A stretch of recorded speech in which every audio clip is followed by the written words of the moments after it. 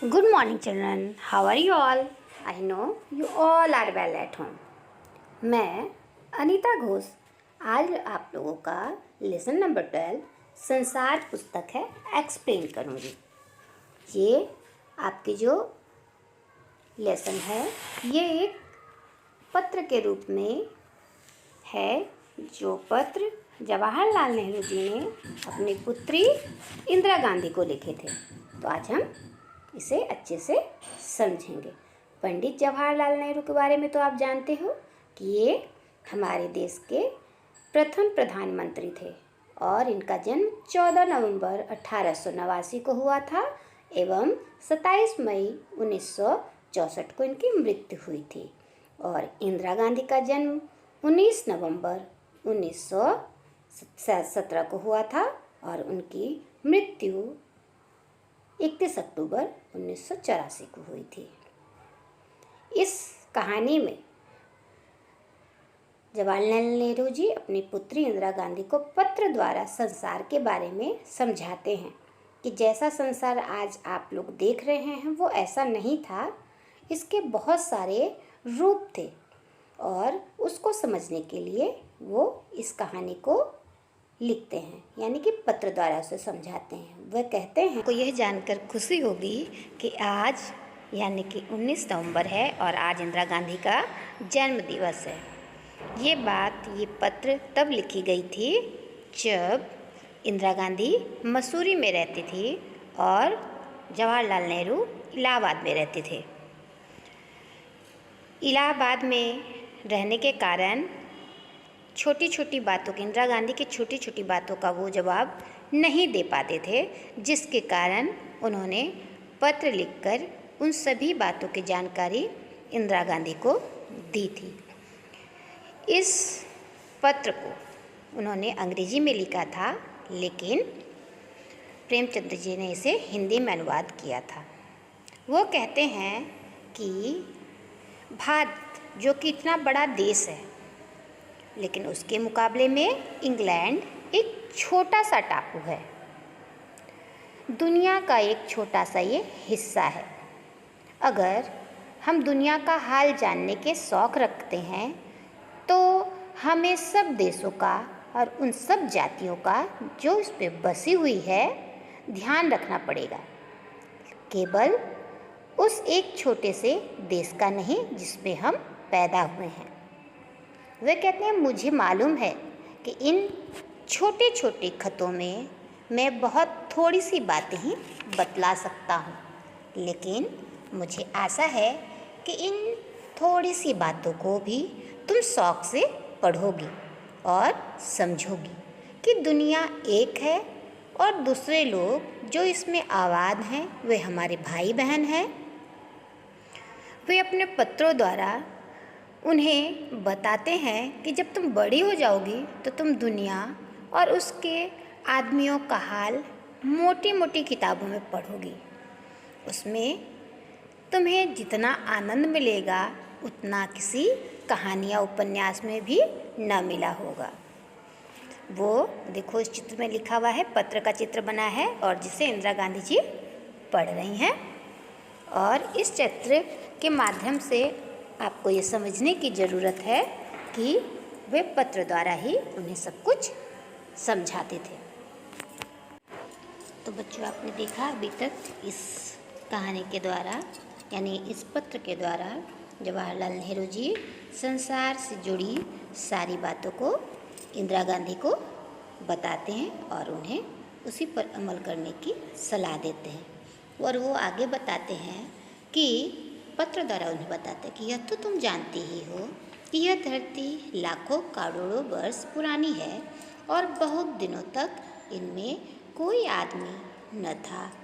आदमियों से पहले सिर्फ जानवर थे और जानवरों से पहले एक ऐसा समय था जब इस धरती पर कोई जानदार चीज़ न थी।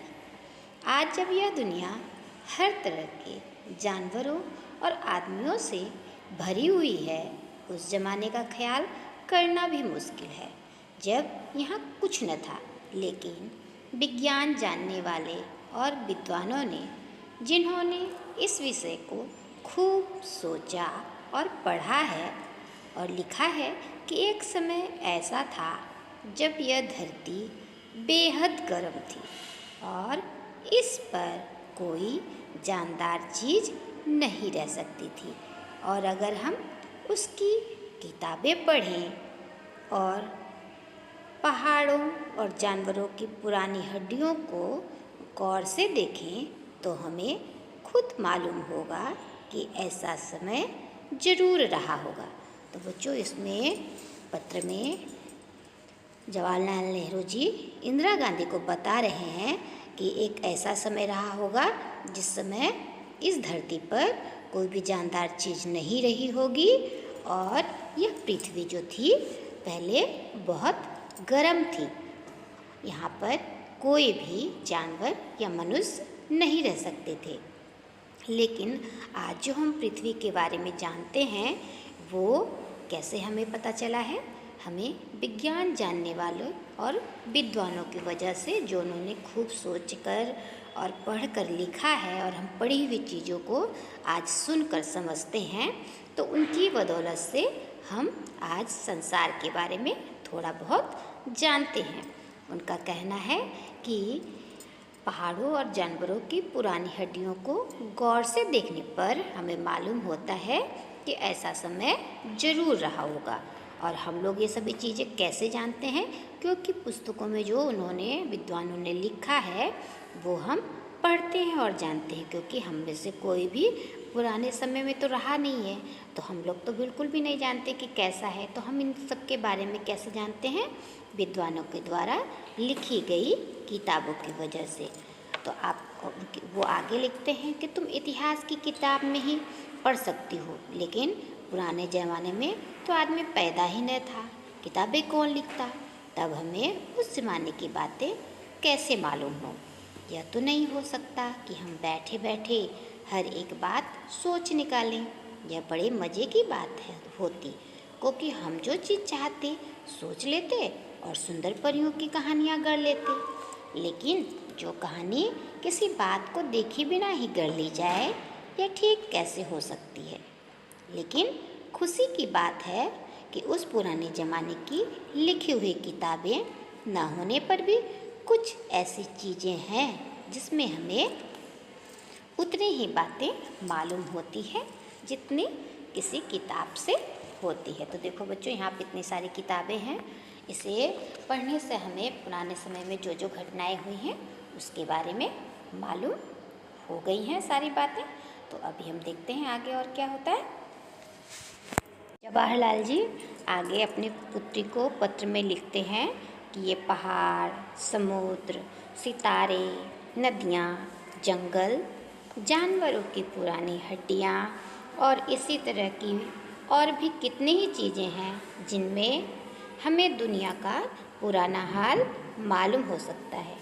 मगर हाल जानने का असली तरीका यह नहीं है कि हम केवल दूसरों की लिखी हुई किताबें पढ़ लें, बल्कि खुद संसार रूपी पुस्तक को पढ़ें। मुझे आशा है कि पत्थरों और पहाड़ों को पढ़कर तुम थोड़े ही दिनों में उनका हाल जानना सीख जाओगे। सोचो कितनी मज़े की बात है, एक छोटा सा रोड़ा जिसे तुम सड़क पर या पहाड़ के नीचे पड़ा हुआ देखती हो, शायद संसार की पुस्तक का छोटा सा पृष्ठ हो। कोई भी जवान उर्दू, हिंदी या अंग्रेजी सीखने के लिए तुम्हें उनके अक्षर सीखने होते हैं। इसी तरह पहले तुम्हें प्रकृति के अक्षर पढ़ने पड़ेंगे, तभी तुम उनकी कहानी उनके पत्थरों और चट्टानों की किताब से पढ़ सकोगी। अगर अब भी तुम उसे थोड़ा थोड़ा पढ़ना जानती हो, तब तुम कोई छोटा सा गोल चमकीला रोड़ा देखती हो तो क्या वह तुम्हें कुछ नहीं बतलाता? यह कैसे गोल, चिकना और चमकीला हो गया और उसके खुरदुरे किनारे या कोने क्या हुए? अगर तुम किसी बड़ी चट्टान को तोड़कर टुकड़े टुकड़े कर डालो तो वह हर एक टुकड़ा खुरदुरा और नुकीला होगा। यह गोल चिकने रोड़े की तरह बिल्कुल नहीं होता। फिर यह रोड़ा कैसे इतना चमकीला और चिकना हो गया? तो ये सब बातें जवाहरलाल नेहरू पत्र द्वारा इंदिरा गांधी को समझाते हैं। वो आगे ये बताते हैं कि एक चट्टान का टुकड़ा ये रोड़ा था, ठीक उसी टुकड़े की तरह जिसके किनारे और कोने थे, जिसे तुम बड़ी चट्टान से तोड़ती हो। अगर वह किसी पहाड़ के दामन में पड़ा रहा, तब पानी आया और उसे बहाकर छोटी घाटी तक ले गया। वहाँ से एक पहाड़ी नाले ने धकेल कर उसे एक छोटे से दरिया में पहुँचा दिया। इस छोटे से दरिया से वो बड़े दरिया में पहुँचा। इस बीच वह दरिया के पेंदे में लुढ़कता रहा, जिससे उसके किनारे घिस गए और वह चिकना और चमकदार हो गया। इस तरह वह कंकड़ बना जो तुम्हारे सामने है। किसी वजह से दरिया उसे छोड़ गया और तुम उसे पा गई। अगर दरिया उसे और आगे ले जाता तो वह छोटा होते होते अंत में बालू का एक जर्रा हो जाता, यानी बालू का एक कण हो जाता। तो उन्होंने एक रोड़े के द्वारा पूरा संसार के बारे में, मतलब एक छोटे से बालू के कण के बारे में यहाँ पे चर्चा करी है कि वो किस तरह चट्टान से टूटता और उसके बाद उसे घाटी में पहुँचता और वहाँ से नदी के पानी द्वारा वह दरिया में पहुँच जाता और दरिया उसे बहाकर समुद्र के किनारे बहाकर ले जाते, जहाँ वैसे ही बहुत सारे बालू के कण होते और वहाँ किनारे पर वह अपने भाइयों से जा मिलता, जहाँ एक सुंदर बालू का किनारा बन जाता, जिस पर देखो बच्चों छोटे छोटे बच्चे खेलते और बांधों के घरौंदे बनाते। अगर एक छोटा सा रोड़ा तुम्हें इतनी बातें बता सकता है, तो पहाड़ों और दूसरी चीज़ों से जो हमारे चारों तरफ है, हमें और कितनी बातें मालूम हो सकती हैं। यानी कि उनका कहना है कि हमारे आसपास जो चीज़ें हैं, अगर हम उन्हें ध्यान से देखें और उन्हें समझें कि ये कहाँ से आया और किसने इसे बनाया और कैसे इसका स्वरूप ऐसा हो गया, तो हमें बहुत सारी बातों की जानकारी मिल सकती है। तो एक रोड़े का टुकड़ा लेकर उन्होंने उसे बालू के कण तक की कहानी पूरी समझाई। ये संसार जो है, जिसके बारे में हम सिर्फ किताबों में पढ़कर समझते हैं, अगर हम उसे अपने अनुभवों द्वारा समझने की कोशिश करें तो ये और भी सुखद और आनंददायक होगा। तो थैंक यू बच्चों, घर में रहिए, सुरक्षित रहिए और इस ऑनलाइन क्लास को करते रहिए। धन्यवाद।